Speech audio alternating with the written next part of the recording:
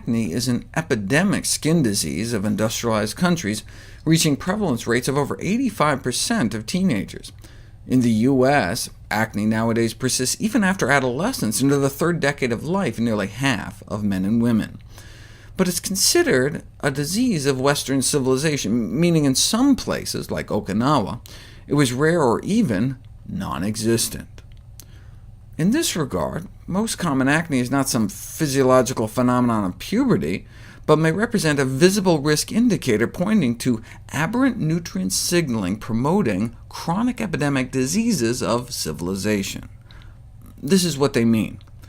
The dairy, junk foods, meat, and egg proteins in Western diets all conspire to raise the activity of the enzyme TOR, contributing to acne and obesity. So using diet to suppress TOR may not only improve acne, but may prevent the march to more serious chronic TOR-driven diseases of civilization. So the excessive TOR stimulation induced by the standard American diet may first just manifest as premature puberty and acne, but then may contribute to obesity and diabetes, cancer, and Alzheimer's. A lot of this is relatively new.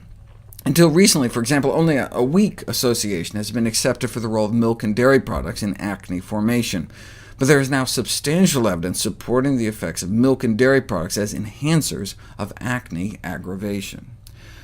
Milk is not just food, but appears to represent a most sophisticated hormone signaling system activating TOR, which is of critical concern given that TOR is recognized as a fundamental driving force for a number of diseases. But if milk is naturally supposed to stimulate TOR, why the problem? Because we're drinking milk from the wrong species. Cow's milk is designed for calves. Cow infants grow nearly 40 times faster than human infants. Cow's milk has 3 times more leucine, the primary activator of TOR, so it may lead to human TOR overstimulation. It's like where they do experiments giving donkey milk to rats to see what happens. It makes no sense. And of course, milk is for babies.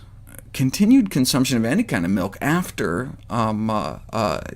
childhood, during adolescence and adulthood, is something that never really happened naturally and may have long-term adverse effects on human health. In this regard, it's kind of frightening to realize that more than 85% of teens in Western countries exhibit acne. This implies that the majority of our population is living with overactivated TOR signaling, a major disease-causing factor, which probably may pave the way for the development of other more serious diseases. A history of acne has been associated with breast cancer risk in women, for example, and prostate cancer in men.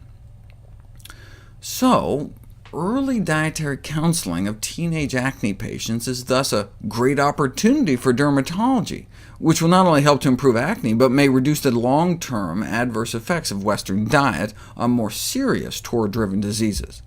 So, just like urologists use erectile dysfunction as an opportunity to save lives by putting people on heart-healthy diets, dermatologists can use acne as a way to save lives by putting people on a cancer prevention diet. So, how do you turn acne on and off via dietary manipulation of TOR? A comprehensive dietary strategy to treat acne can only be achieved by higher consumption of vegetables and fruits, given preliminary evidence for the effectiveness of natural plant-derived TOR inhibitors in the treatment of acne, and the reduction of animal-derived food.